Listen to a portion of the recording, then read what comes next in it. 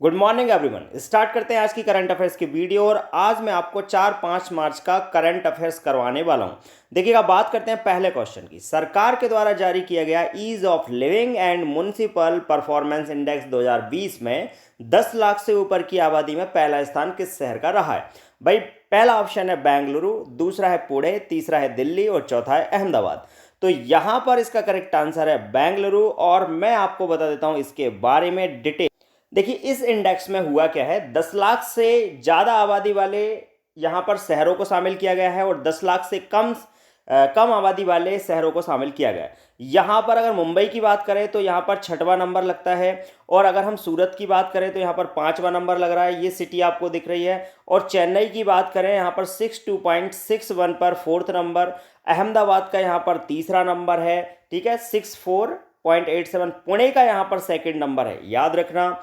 इसके अलावा अगर हम बात करते हैं बेंगलुरु का, जो कि यहाँ पर टॉप पर है 66.70 यहाँ पर लेकर, ठीक है, याद रखना। और इसके साथ साथ अगर हम बात करें आगे, तो इसी में आपको थोड़ा सा और ध्यान रखना है। कुछ मोस्ट इंपॉर्टेंट चीज़ें हैं, जैसे शिमला यहाँ पर 10 लाख से कम आबादी का सबसे मोस्ट इंपॉर्टेंट शहर है, जो कि यहाँ पर ईज ऑफ लिविंग में पहली रैंक हासिल करता है, याद रखना। अब देखिए, क्वेश्चन क्या है, आपको बस इतना समझ लेना यहाँ पर कि मोस्ट इंपॉर्टेंट क्वेश्चन निकल के यही आएगा कि भाई बेंगलोर जो है वो पहले नंबर पे है, पुणे जो है वो दूसरे नंबर पे है और इंदौर यहाँ पर 9 नंबर पे है। और एमपी के लिए आपको ये चीज़ तो मोस्ट इंपॉर्टेंट हो जाती है।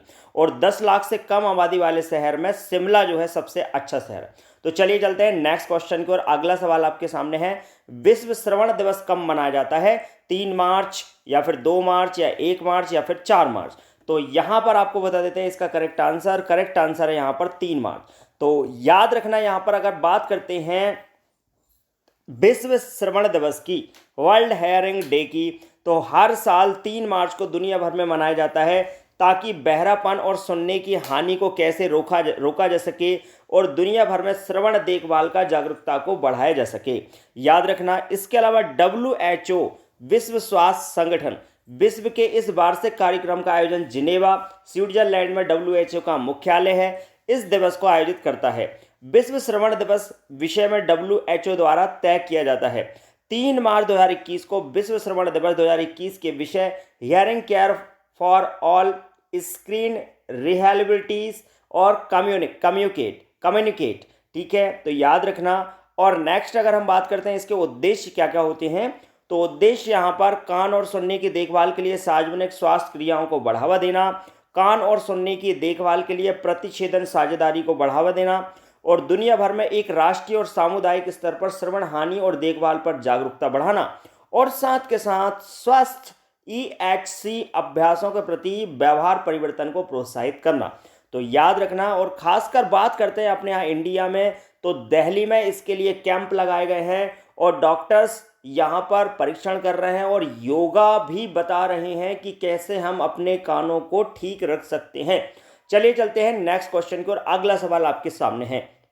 हाल ही में NHAI सोलापुर से बीजापुर, याद रखना कहाँ से, सोलापुर से बीजापुर राष्ट्रीय राजमार्ग के 25 किलोमीटर का निर्माण कितने घंटों में पूर्ण कर लिम्का बुक ऑफ ईयर में नाम दर्ज करा दिया है?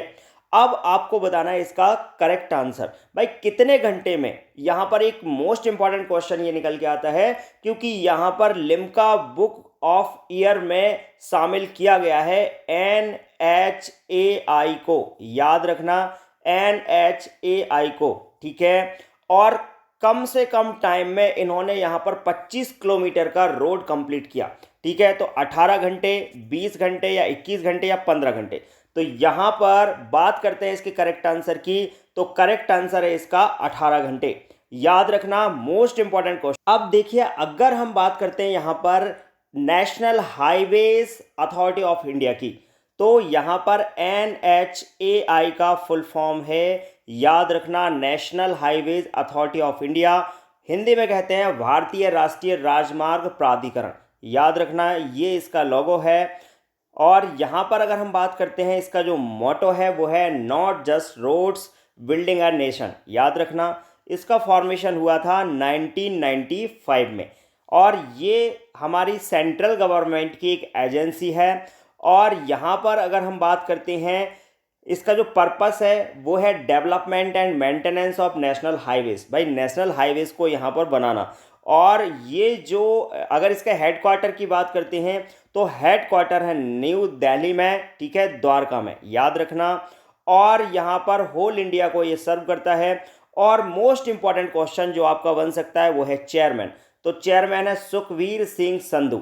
अब भाई नाम याद रख लेना, सुखवीर सिंह संधू, ठीक है। और इसके अलावा इसके और मेंबर्स भी हैं, जैसे अगर हम फाइनेंस की बात करें तो आशीष शर्मा इसके मेंबर्स हैं और प्रोजेक्ट मेंबर्स हैं आर के पांडे, ठीक है, तो याद रखना। इसके अलावा अगर हम बात करते हैं पेरेंट ऑर्गेनाइजेशन, इसका मीनिंग ये हुआ कि ये किसके कंट्रोल में काम करता। भाई यहाँ भी most important question, ministry of road and transport and highways के साथ ये काम करता है।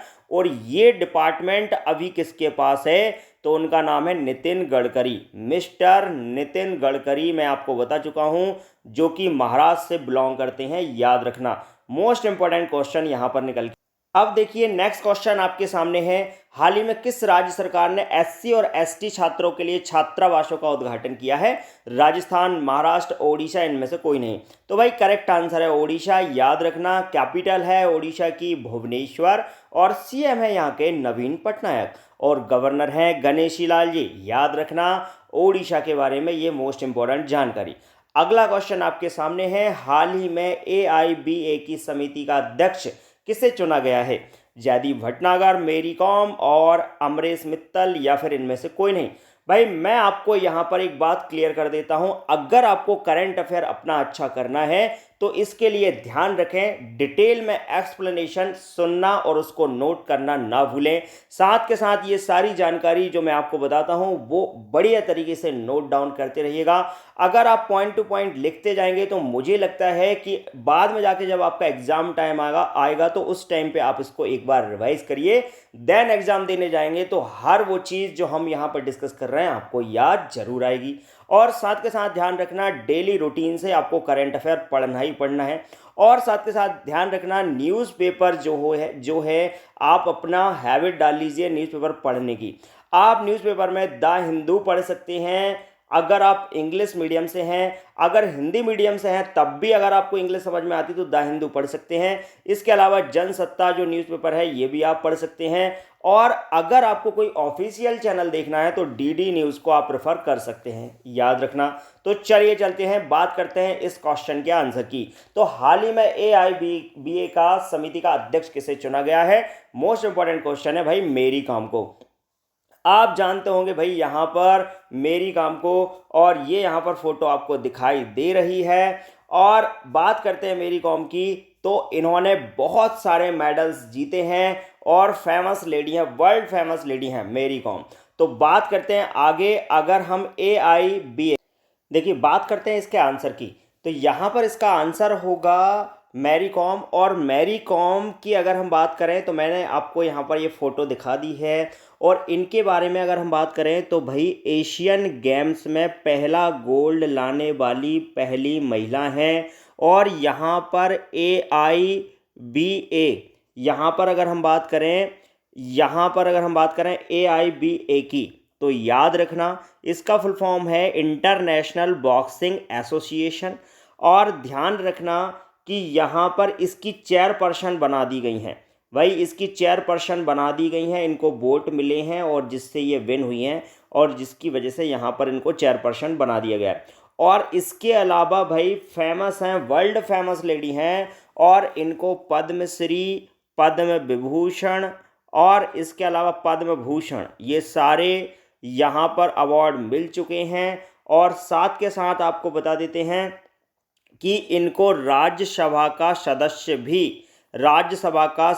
भी बनाया गया है। जैसा कि आप जानते हैं 12 लोगों को मनोनीत करते हैं, उनमें से एक यहाँ पर मैरी कॉम भी रही हैं, याद रखना। तो चलिए चलते हैं नेक्स्ट क्वेश्चन की ओर। अगला सवाल आपके सामने है, हाल ही में आई रिपोर्ट के अनुसार कितने देशों में महिलाओं के लिए पूर्ण समान अधिकार हैं। 9, 8, 10, इनमें से कोई नहीं। भाई इसका करेक्ट आंसर है 10, याद रखना। 10 देश ऐसे हैं जिसमें महिलाओं के लिए पूर्ण अधिकार हैं, याद रखना। आप देखिएगा अगला क्वेश्चन है, हाल ही में प्रशांत किशोर को किस राज्य के मुख्यमंत्री का प्रधान सलाहकार नियुक्त किया गया है? हरियाणा, पंजाब, पाकिस्तान, इनमें से कोई नहीं। यहां पर इसका जो करेक्ट आंसर है वो है पंजाब। जैसा कि आप जानते हैं कि पंजाब के जो सीएम है उनका नाम है कैप्टन अमरिंदर सिंह, याद रखना, ठीक है। और यहां इसका करेक्ट आंसर है क्या? पंजाब, याद रखना। तो चलिए चलते हैं नेक्स्ट क्वेश्चन की ओर। हाल ही में 2020 अंतर्राष्ट्रीय पेटेंट का सबसे बड़ा आवेदक देश कौन बना है? ठीक है, सबसे बड़ा पेटेंट का सबसे बड़ा आवेदक देश कौन सा है? जापान, अमेरिका, चाइना या फिर इनमें से कोई नहीं। यहाँ पर चाइना इसका करेक्ट आंसर है। भाई कैपिटल क्या है यहाँ पर? तो बीजिंग है। और प्रेसिडेंट कौन है यहाँ के? शी जिनपिंग है, याद रखना। अगर हम बात करें, अभी एक हाल ही में एक रिपोर्ट आई है और जो है फ्री हाउस की रिपोर्ट, ठीक है, याद रखना। और फ्री हाउस की रिपोर्ट में इंडिया जो है वो है पार्टली फ्री कंट्री, ठीक है, पार्टली फ्री कंट्री है इंडिया। और साथ के साथ चाइना जो है भाई, चाइना नॉट फ्री कंट्री है, क्योंकि यहाँ पर बहुत सारे लोग जो हैं इनको पूरा छूट नहीं मिलती है, कुछ भी काम नहीं कर सकते हैं। और काम करने का मतलब यहाँ पर यह है कि ये पूर्णतः डेमोक्रेटिक कंट्री नहीं है, जिसकी वजह से यहाँ पर अच्छा इंडिया को भी बहुत सारी चीज़ें, अगर हम बात करें डेमोक्रेटिक की तो पॉलिटिकल बेसिस पर इंडिया फ्री है, ठीक है, लेकिन बाकी बहुत सारी चीज़ें ऐसी हैं जिसमें इसको पार्टली फ्री माना गया है, ठीक है। तो यहाँ तक आपको अगर वीडियो अच्छा लगा हो तो शेयर ज़रूर करना और लाइक भी ज़रूर करना। ज़्यादा से ज़्यादा स्टूडेंट्स को आप भारत एजुकेशन से जोड़ो। अगर आप ज़्यादा से ज़्यादा स्टूडेंट को जोड़ते हैं तो इससे मुझे भी मोटिवेशन मिलता है। और साथ के साथ कमेंट बॉक्स में कमेंट करना मत भूलना। Thank you.